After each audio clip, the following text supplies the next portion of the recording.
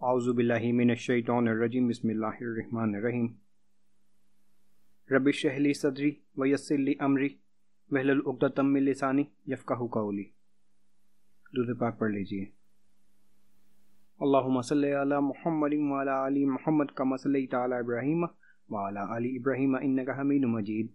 اللہم بارک علی محمد وعلی آل محمد کما بارکت علی ابراہیم وعلی آل ابراہیم انک حمید مجید۔ حرب فجار کی شرکت۔ عرب میں اسلام کے آغاز تک لڑائیوں کا متواتر سلسلہ چلا آتا ہے۔ ان میں یہ جنگ سب سے زیادہ مشہور اور خطرناک ہے۔ یہ لڑائی قریش اور کیس قبیلہ میں ہوئی تھی۔ قریش کے تمام خاندان نے اس معرکہ میں اپنی اپنی الگ فوجیں قائم کی تھیں۔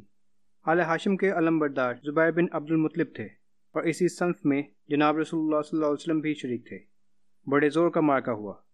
اول کیس، پھر قریش غالب آئے اور بالآخر صلح پر خاتمہ ہو گیا۔ اس لڑائی میں قریش کا رئیس اور سپہ سالار اعظم حرب بن امیہ تھا، جو ابو سفیان کا باپ اور امیر معاویہ کا دادا تھا۔ کیونکہ قریش اس جنگ میں برسر حق تھے اور خاندان کے ننگ و نام کا معاملہ تھا، اس لیے رسول اللہ صلی اللہ علیہ وسلم نے بھی شرکت فرمائی۔ لیکن جیسا کہ ابن ہشام نے لکھا ہے، آپ صلی اللہ علیہ وسلم نے کسی پر ہاتھ نہیں اٹھایا۔ امام سہلی رحمۃ اللہ علیہ نے صاف تصریح کی ہے کہ آن حضرت صلی اللہ علیہ وسلم نے خود جنگ نہیں کی۔ ان کے الفاظ یہ ہیں، ترجمہ: اور آپ صلی اللہ علیہ وسلم نے اس لڑائی میں جنگ نہیں کی، حالانکہ آپ صلی اللہ علیہ وسلم لڑائی کی عمر کو پہنچ چکے تھے۔ اس کی وجہ یہ تھی کہ یہ لڑائی ایام الحرام میں پیش آئی تھی۔ نیز یہ وجہ تھی کہ فریقین کافر تھے اور مسلمانوں کو لڑائی کا حکم صرف اس لیے خدا تعالیٰ نے دیا ہے کہ خدا تعالیٰ کا بول بالا ہو۔ اس لڑائی کو فجار اس لیے کہتے ہیں کہ ایام الحرام میں یعنی ان مہینوں میں پیش آئی تھی جن میں لڑنا ناجائز تھا۔ حلف الفضول۔ لڑائیوں کے متواتر سلسلہ نے سینکڑوں گھرانے برباد کر دیے تھے اور قتل و صفح کی موروثی اخلاق بن گئے تھے۔ یہ دیکھ کر بعض طبیعتوں میں اصلاح کی تحریک پیدا ہوئی۔ جنگ فجار سے لوگ واپس پھرے تو زبیر بن عبد المطلب نے، جو رسول اللہ صلی اللہ علیہ وسلم کے چچا اور خاندان کے سرگرو تھے، یہ تجویز پیش کی۔ چنانچہ خاندان ہاشم، زہرہ اور تیم عبداللہ بن جدعان کے گھر میں جمع ہوئے اور معاہدہ ہوا کہ ہم میں سے ہر شخص مظلوم کی حمایت کرے گا اور کوئی ظالم مکہ میں نہ رہنے پائے گا۔ آن حضرت صلی اللہ علیہ وسلم اس معاہدہ میں شریک تھے اور عہد نبوت میں فرمایا کرتے تھے کہ معاہدہ کے مقابلہ میں اگر مجھ کو سرخ رنگ کے اونٹ بھی دیے جاتے تو میں نہ بدلتا، اور آج بھی ایسے معاہدے کے لیے کوئی بلائے تو میں حاضر ہوں۔ اس معاہدہ کو حلف الفضول اس لیے کہتے ہیں کہ اول اس معاہدہ کا خیال جن لوگوں کو آیا، ان کے نام میں لفظ فضیلت کا مادہ داخل تھا، یعنی فضیل بن حارث، فضیل بن بایا اور مفضل۔ یہ لوگ جرہم اور قطورہ کے قبیلہ سے تھے۔ اگرچہ یہ معاہدہ بیکار گیا اور کسی کو یاد بھی نہ رہا، چنانچہ قریش نے نئے سرے سے بنیاد ڈالی، تاہم بانی اول کو نیک نیتی کا یہ ثمر ملا کہ ان کے نام کی یادگار اب تک باقی ہے۔ تعمیر کعبہ۔ کعبہ کی عمارت صرف چند قد آدم اونچی تھی اور دیواروں پر چھت نہ تھی، جس طرح ہمارے ملک میں عیدگاہیں ہوتی ہیں۔ چنانچہ عمارت نشیب میں تھی۔ بارش کے زمانے میں شہر کا پانی حرم میں آتا تھا۔ اس کی روک کے لیے بالائی حصہ بنوا دیا گیا تھا، لیکن وہ ٹوٹ جاتا تھا اور عمارت کو بار بار نقصان پہنچتا تھا۔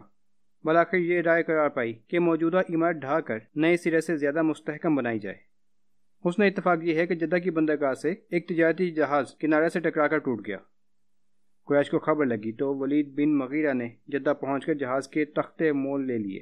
جہاز میں ایک رومی معمار تھا جس کا نام باقو تھا۔ ولید اس کو ساتھ لایا اور تمام قریش نے مل کر تعمیر شروع کی۔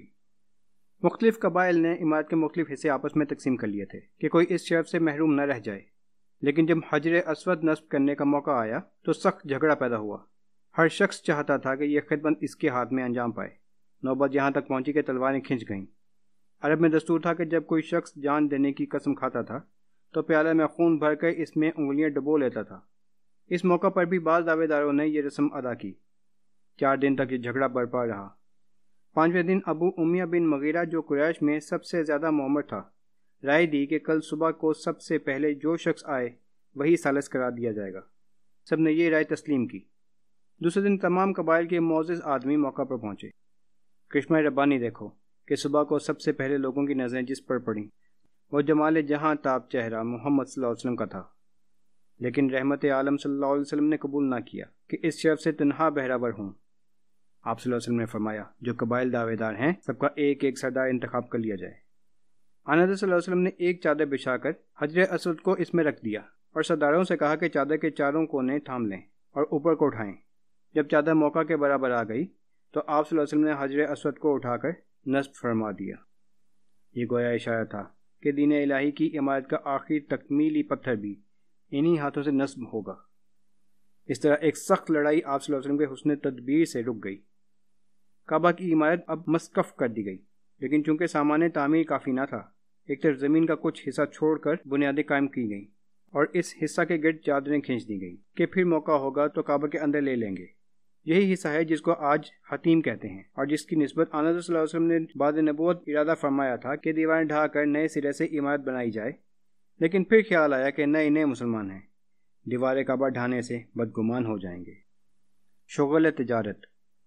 عرب اور خصوصاً قریش یعنی بنی اسماعیل ظہور اسلام کے ہزاروں برس پہلے سے تجارت پیشہ تھے۔ آن حضرت صلی اللہ علیہ وسلم کے جد اعلیٰ ہاشم نے قبائل عرب سے تجارتی معاہدے کر کے اس خاندانی طریقہ اکتساب کو اور زیادہ مستحکم اور باقاعدہ کر دیا تھا۔ آن حضرت صلی اللہ علیہ وسلم کے چچا ابو طالب بھی تاجر تھے۔ اس بنا پر سن رشد کو پہنچنے کے ساتھ آن حضرت صلی اللہ علیہ وسلم کو جب فکر معاش کی طرف توجہ ہوئی تو تجارت سے بہتر کوئی پیشہ نظر نہ آیا۔ ابو طالب کے ساتھ آپ بچپن میں بھی بعض تجارتی سفر کر چکے تھے، جس سے ہر قسم کا تجربہ حاصل ہو چکا تھا اور آپ صلی اللہ علیہ وسلم کے حسن معاملہ کی شہرت ہر طرف پھیل چکی تھی۔ لوگ عموماً اپنا سرمایہ کسی تجربہ کار اور امین شخص کے ہاتھ دے کر اس کے منافع میں شرکت کر لیتے تھے۔ آن حضرت صلی اللہ علیہ وسلم بھی خوشی کے ساتھ اس شرکت کو گوارا فرماتے تھے۔ آن حضرت صلی اللہ علیہ وسلم کے شرکۂ تجارت کی شہادتوں سے جو احادیث اور تاریخ کی کتابوں پر مذکور ہیں، ظاہر ہوتا ہے کہ آپ صلی اللہ علیہ وسلم کس دیانت اور راست بازی کے ساتھ اس کام کو انجام دیتے تھے۔ تاجر کے محاسن اخلاق میں سب سے زیادہ نادر مثال ایفائے عہد اور اتمام وعدہ کی ہو سکتی ہے، لیکن مسند نبوت سے پہلے مکہ کا تاجر امین صلی اللہ علیہ وسلم اس اخلاقی نظیر کا بہترین نمونہ تھا۔ حضرت عبداللہ بن ابی الحمصہ ایک صحابی بیان کرتے ہیں کہ بعثت سے پہلے میں نے آن حضرت صلی اللہ علیہ وسلم سے خرید و فروخت کا کوئی معاملہ کیا تھا، کچھ معاملہ ہو چکا تھا، کچھ باقی تھا۔ میں نے وعدہ کیا کہ پھر آؤں گا۔ اتفاق سے 3 دن تک مجھ کو اپنا وعدہ یاد نہ آیا۔ تیسرے دن جب وعدہ گاہ پر پہنچا تو آن حضرت صلی اللہ علیہ وسلم کو اسی جگہ منتظر پایا، لیکن اس خلاف وعدہ سے آپ صلی اللہ علیہ وسلم کی پیشانی پر بل تک نہ آیا، صرف اس قدر فرمایا کہ تم نے مجھے زحمت دی، میں اسی مقام پر 3 دن سے موجود ہوں۔ کاروبار تجارت میں ہمیشہ آپ صلی اللہ علیہ وسلم اپنا معاملہ صاف رکھتے تھے۔ نبوت سے پہلے بھی جن لوگوں سے تجارت میں آپ صلی اللہ علیہ وسلم کا سابقہ تھا وہ بھی اس کی شہادت دیتے تھے۔ صاحب رضی اللہ تعالیٰ عنہ نامی ایک صحابی جب مسلمان ہو کر خدمت اقدس میں حاضر ہوئے تو لوگوں نے ان کی تعریف کی۔ آپ صلی اللہ علیہ وسلم نے فرمایا، میں تم سے زیادہ ان کو جانتا ہوں۔ صاحب رضی اللہ تعالیٰ عنہ نے کہا، آپ صلی اللہ علیہ وسلم پر میرے ماں باپ قربان۔ آپ صلی اللہ علیہ وسلم میرے شریک تجارت تھے، لیکن ہمیشہ معاملہ صاف رکھا۔ فقنت لا تداری ولا تماری۔ قیس بن صاحب مخزومی ایک اور صحابی بھی آپ صلی اللہ علیہ وسلم کے شریک تجارت تھے، وہ بھی انہی الفاظ کے ساتھ آپ صلی اللہ علیہ وسلم کے حسن معاملہ کی شہادت دیتے تھے۔ تجارت کی غرض سے شام و بصرہ اور یمن کے متعدد سفر آپ صلی اللہ علیہ وسلم نے کیے تھے۔